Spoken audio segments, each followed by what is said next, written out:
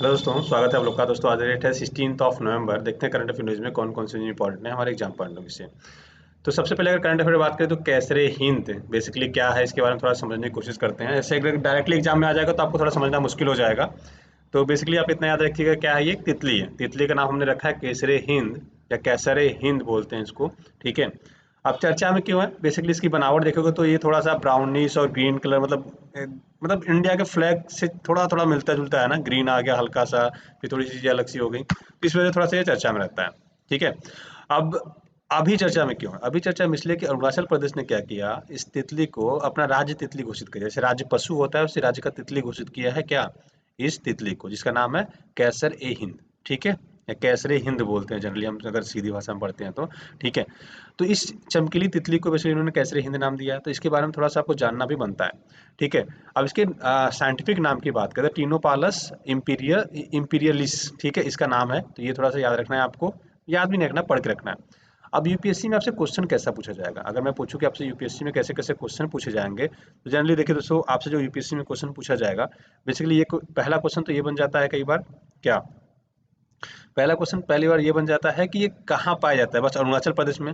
ठीक है, तो नहीं, बस ये अरुणाचल प्रदेश में नहीं पाया जाता, ये पश्चिम बंगाल, मेघालय, असम, सिक्किम, मणिपुर में भी पाया जाता है। पहला क्वेश्चन ये बन जाता है। दूसरा क्वेश्चन ये बस भारत में ही पाया जाता है। ठीक है, नहीं, बस भारत में ही नहीं पाया जाता दोस्तों, ये Nepal, Bhutan, Myanmar, Laos, Vietnam, दक्षिण चीन, इन सारे इलाकों में पाया जाता है। फिर नाम तो नहीं पूछेगा आपसे, डायरेक्टली पूछेगा कि बस ये अरुणाचल प्रदेश में पाया जाता है। पहला क्वेश्चन तो ये हो गया। दूसरा क्वेश्चन क्या पूछेगा कि ये पूरे संपूर्ण भारत में पाया जाता है, तो आप कुछ, हाँ, कुछ राज्यों में पाया जाता है। ठीक है। इसके अलावा तीसरा क्वेश्चन आपसे ये बन जाएगा कि ये बस भारत में पाया जाता है, बाकी अन्य देशों में नहीं पाया जाता, तो याद रखिएगा बाकी देशों में भी पाया जाता है। ठीक है ना। चलिए, आयुसीएन की बात करें तो ये निकट संकटग्रस्त कैटेगरी में इसको रखा गया है। साइट्स की परिशिष्ट 2 में है और वन्यजीव संरक्षण अधिनियम 1972 की सूची 2 में रखा गया है। ठीक है। अब आयुसीएन क्या है, साइट्स क्या है, और आपका वाइल्ड लाइफ प्रोटेक्शन एक्ट क्या है। ठीक है, तो वाइल्ड लाइफ प्रोटेक्शन एक्ट आपको ये देखना है, इसमें 6 परिशिष्ट ये भी देखना है, इसके भी देखने 6 हैं। ठीक है। और आईयूसीएन की रेड लिस्ट बुक डाटा आती है, वो रेड लिस्ट बुक डाटा क्या होती है, उसमें देखिए एक्सटेंट क्या होता है, नियर थ्रेटेंड क्या होता है, ये जस्ट आप गूगल करेंगे ना, विकीपीडिया भी चले जाएंगे तो भी आपको इसके बारे में जानकारी मिल जाएगी। विकीपीडिया बहुत ऑथेंटिकेटेड सोर्स नहीं होता है, बट अभी भी जो आप ये सारी चीज़ सर्च करेंगे, ये आपको सही इन्फॉर्मेशन मिल जाएंगे उस पर। ठीक है। तो प्लीज़ इसको आप जरूर एक बार खुद से देखना है। देखो, होमवर्क देखो, खुद से नहीं करोगे दोस्तों तो लॉन्ग टर्म तक आपको चीज़ें याद नहीं रहेंगी ना। तो बेसिकली क्या है, तो आपको इसको याद रखना है। और ये शीतोष्ण सदाबहार वन और पूर्वी हिमालय में बेसिकली तितलियां पाई जाती हैं, थोड़ा सा याद रखेंगे। ठीक है। जैसे आपने कोरोना वायरस का नाम सुना होगा, ऐसे ही एक वायरस चल रहा है आजकल, नोरो वायरस। ठीक है। नोरो वायरस की अगर बात करें तो ये कोरोना से थोड़ा ज़्यादा खतरनाक है। क्यों? जैसे हम खाना पका के खाते हैं तो उसमें वायरस मरने के चांसेस रहते हैं। ठीक है। ये 60 डिग्री टेम्परेचर तक वायरस क्या करता है, सस्टेन कर जाता है, जिंदा रह जाता है। इवन अगर आप भोजन पकाएंगे या फिर इसको क्लोरीनेट करेंगे, मतलब क्लोरीन डालते हैं ना, जब इन्फेक्शन वगैरह वायरस वगैरह मारने के लिए पानी से हम क्या करते हैं, उसमें क्लोरीन डालते हैं। ठीक है। तो ये उससे भी नहीं मरता है, और कई बार तो कई हैंड सैनिटाइजर ऐसे आते हैं जिससे ये उससे भी नहीं मरते हैं। ठीक है, उससे भी बच जाते हैं।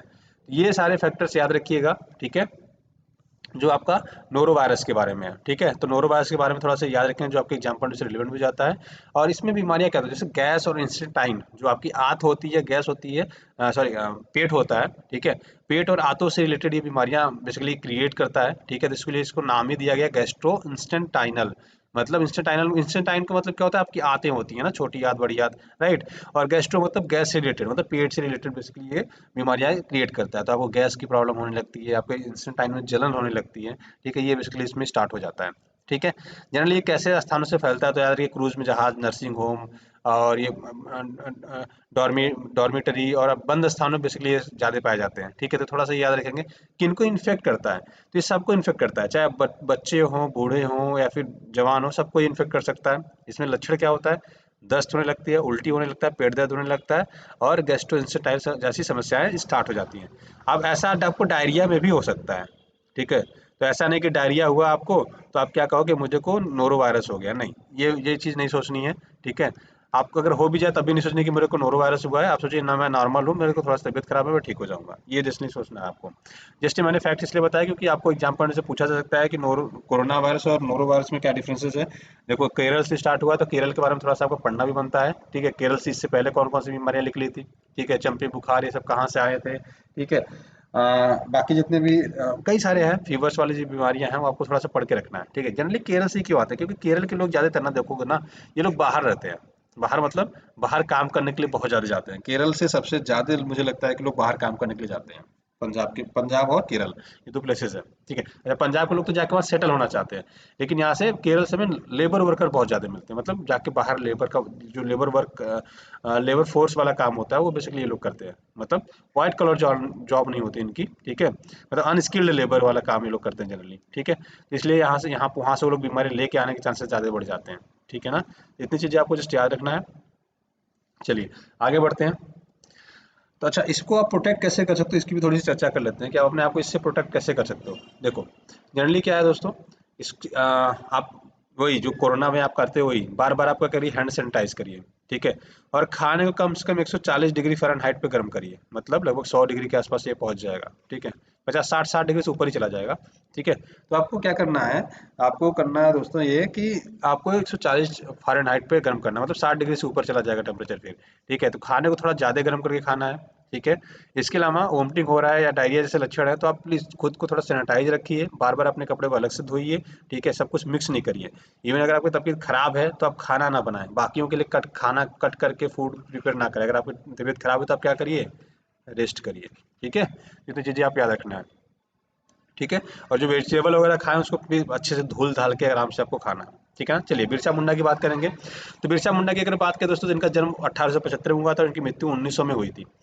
बेसिकली क्या है कि बिरसा एक जनजाति, मुंडा जनजाति पाई जाती है बेसिकली, ठीक है। तो ये मुंडा जनजाति के बेसिकली क्या थे, लीडर थे। और ये अपने आप को भगवान कहते थे कि मैं भगवान का ही स्वरूप हूँ, भगवान ने मुझे भेजा है और आपने लोगों के दुख दर्द को दूर करने के लिए भेजा है, ठीक है। इनको कई नामों से जानते हैं। धरती अब्बा के नाम से जानते हैं, जगत पिता के नाम से जाना जाता है। तो आपसे पूछा जा सकता है एग्जाम के, धरती अब्बा कौन थे, जगत पिता कौन थे, बिरसा मुंडा कौन थे। तीन चीजें हो गई, ठीक है ना। तो ये बेसिकली मुंडा की विद्रोह एक हुआ था, छोटा नागपुर जो झारखंड का एरिया है वहाँ पे हुआ था, ठीक है।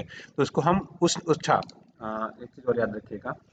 बेसिकली क्या है कि जो इन्होंने युद्ध वगैरह किए ना, जमींदारी व्यवस्था के खिलाफ ज्यादातर किए हैं, ठीक है। मतलब पहले जो परंपरा के लोग खेतियाँ करते थे उस पर जमींदारी प्रथाएं लागू कर दी गई, तो इन्होंने अंग्रेजों के खिलाफ क्या किया था, युद्ध छेड़ दिया था, ठीक है। तो ये मुंडा विद्रोह होता है, छोटा नागपुर जो झारखंड वाला इलाका है वहाँ पे, और इसको मुंडा उल गुलान भी बोलते हैं, ठीक है। तो उल गुलाल विद्रोह भी बोलते हैं कई बार, तो याद रखिएगा कि कई बार ये वाला नाम पूछ देता है हमसे, ठीक है, मुंडा उल गुलाल, ठीक है। ये मुंडा विद्रोह के नाम से बेसिकली फेमस है। अच्छा, जितने भी इनके विद्रोह हुए हैं उसमें क्या हुआ बेसिकली, जो इनका मुंडा विद्रोह चल रहा था 1900 के आसपास, इसमें क्या हुआ कि इनको फरवरी 1900 में गिरफ्तार कर लिया गया। ये स्टेट पीएससी बहुत ज्यादा एग्जाम पूछता है कि बिरसा मुंडा को गिरफ्तार कब किया गया था। फरवरी 1900 में इनको गिरफ्तार किया गया सिंह भूम के आसपास, ठीक है। और रांची के इनको जेल में डाल दिया गया था और उसी समय इनकी क्या होती है, जून में इनकी डेथ हो जाती है, ठीक है। तो ये थोड़ा सा फैक्ट याद रखेंगे। 1875 में जन्म हुआ, 1900 में इनकी डेथ होती है। और मुंडा विद्रोह के लिए बेसिकली फेमस थे, अपने आप को भगवान का अवतार मानते थे और धरती अब्बा और जगत पिता के नाम से बेसिकली कहते थे ये, ठीक है। अपने आप को मतलब इनको कहते थे लोग। तो इतना थोड़ी सी चीजें आपको याद रखना है जो आपको एग्जाम पॉइंट ऑफ व्यू से रिलेवेंट हो जाता है, ठीक है ना। चलिए आगे बढ़ते हैं। अब बात करेंगे रानी कमलापति की। तो अभी जो हबीबगंज रेलवे स्टेशन है उसका नाम बदल के कर दिया गया रानी कमलापति, ठीक है। तो रानी कमलापति कौन थी, उनके बारे में थोड़ा सा जानेंगे हम, ठीक है। रानी कमलापति दोस्तों एक गोंड वंश के शासक थे, निजाम शाह, ठीक है। कौन थे, निजाम शाह। दिखाता हूँ मैं कहाँ पे है, ये रहा। निजाम शाह की विधवा पत्नी थी, मतलब इनके हस्बैंड मर गए थे, बेसिकली पत्नी विधवा पत्नी थी, ठीक है। ये भोपाल से लगभग 55 किलोमीटर दूर पे है ये, ठीक है। किन्नौरगढ़ के पास इनका शासक हुआ करता था। तो इनकी पति की जो उन्होंने हत्या की थी ना, उनसे बदला लेने के लिए बेसिकली इन्होंने क्या किया था, बहुत बहादुरी से सामना किया था रानी कमलावती, इसलिए थोड़ा सा ये फेमस है। मतलब अपने हस्बैंड के जो हत्या हुई थी उसका बदला लेने के लिए इन्होंने क्या किया था, बहुत मतलब हराया था बेसिकली, सबसे सामना किया था बेसिकली, ये पूरी कहानी थी इनकी, ठीक है। तो ये कमलापति भोपाल की अंतिम हिंदू रानी थी, तो याद रखिएगा। इनके हस्बैंड कौन थे, निजाम शाह, मुस्लिम थे लेकिन ये हिंदू रानी थी, ठीक है। तो इनके शासनकाल में एक अच्छे काल किया गया था जल प्रबंधन के क्षेत्र में इन्होंने क्या किया था, बहुत अच्छे काम किए थे। पार्कों और मंदिरों की इन्होंने स्थापना की थी, तो इसलिए थोड़ा सी ज़्यादा फेमस थी, ठीक है। इन्होंने एक अच्छे शासक भी थी, प्लस जल का प्रबंधन किया, क्योंकि पानी का किल्लत पहले बहुत ज़्यादा होता था। आज के टाइम में पानी बहुत आराम से मिल जाता है, बट पहले पानी की भी किल्लत होती है। जैसे दिल्ली में आप देखिए, दिल्ली में पानी की दिक्कत बहुत ज़्यादा है ना, ठीक है। चलिए तो इतनी चीज़ें आपको जस्ट याद रखना है दोस्तों, ठीक है ना।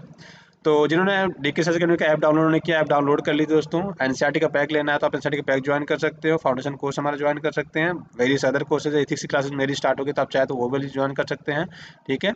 चलिए, और पेमेंट मतलब मैंने बताया तीनों तरीके से कर सकते हैं, ऐप के थ्रू कर सकते हैं, अकाउंट के थ्रू कर सकते हैं, और हमें इस नंबर मोबाइल नंबर के थ्रू फोन पे, पेटीएम, गूगल पे से भी कर सकते हैं, ठीक है। चलिए, आज की वीडियो में बस इतना रखते हैं। आशा करते हैं वीडियो पसंद आएगा। पसंद आया तो अपने दोस्तों के साथ लाइक से सब्सक्राइब करना ना भूलिएगा। वीडियो देखने के लिए बहुत बहुत धन्यवाद दोस्तों, आपका दिन शुभ हो। Thank you so much, have a great day.